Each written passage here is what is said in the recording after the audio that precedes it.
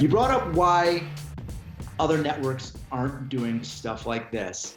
And I agree that this was cool, but I think that the problem is there's such diminishing returns with the idea. Like you said, if they go through, they already did.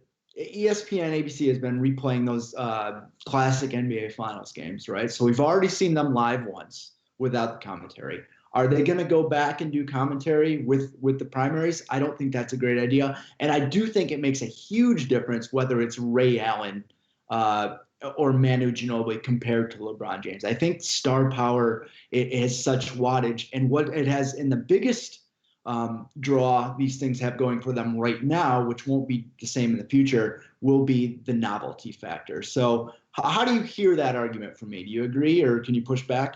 No, listen, I don't agree with that. I do think you can't retroactively go back and now do March Madness, right? But we talked about a couple weeks ago about that Kansas-Memphis game. I mean, imagine having Derrick Rose and Mario Chalmers on that. That would have made it so much more compelling. And I watched it because I'm a sports nerd, but like they're not the biggest names. Obviously, Derrick Rose is, okay? But they're not the biggest names in the world, but it certainly would have compelled me to watch that more if I was a common fan looking for that little reason why I should watch it, right? I think that's the thing that CBS got right was they added that little wrinkle. And yes, because it's Tiger, because it's Phil, that certainly adds to it. And maybe I'm a golf nerd, so whatever. But if Koepka had won that and it was Brooks Koepka, who's the most monotone, seemingly boring person when it comes to talking about golf, everything else about him seems really cool.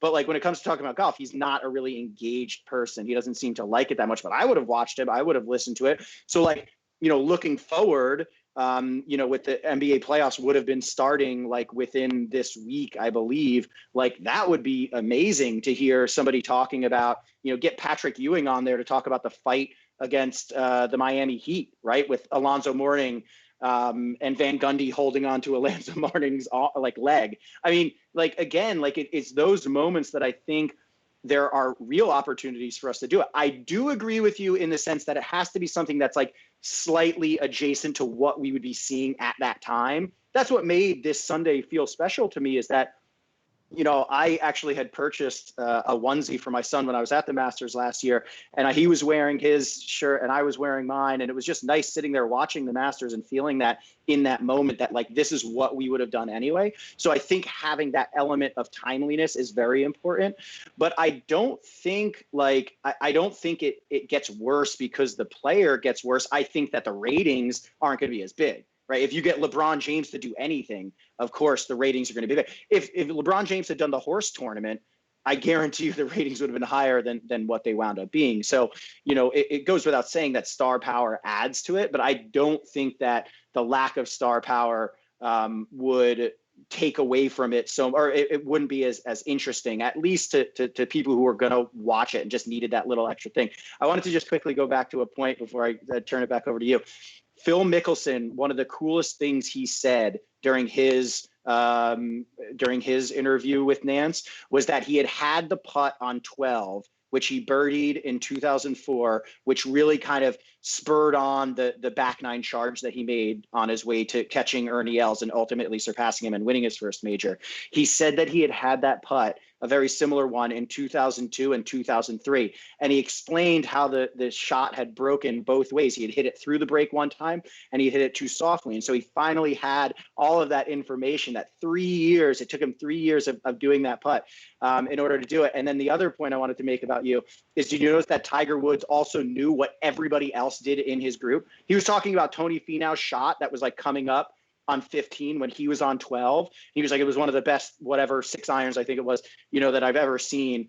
And like, that was the crazy thing to me, was not only that Tiger remembers his own shots, because I think as a golfer, you do remember your own shots, but I can't, remember anybody's shot of like a playing partner. I know it's different for these guys. It's the Masters, but I thought that was really cool listening to him talk about Molinari's shots and Finau's shots. But to your point, I think I would love to watch anybody as long as it was timely and as long as they were part of it, whether they were a massive name like a LeBron James or whether they were somebody who played a big role and obviously was a great player in their own right, like a Chris Bosh. Yeah, really interesting here when you mention about things need to have a peg. We're in a time, sports fans, I mean, we rely on such a rhythm. Everything has a routine. Like, yeah, this sporting event leads into sporting event. And then, now we're like ramping up, and then soon it's going to be Kentucky Derby Day.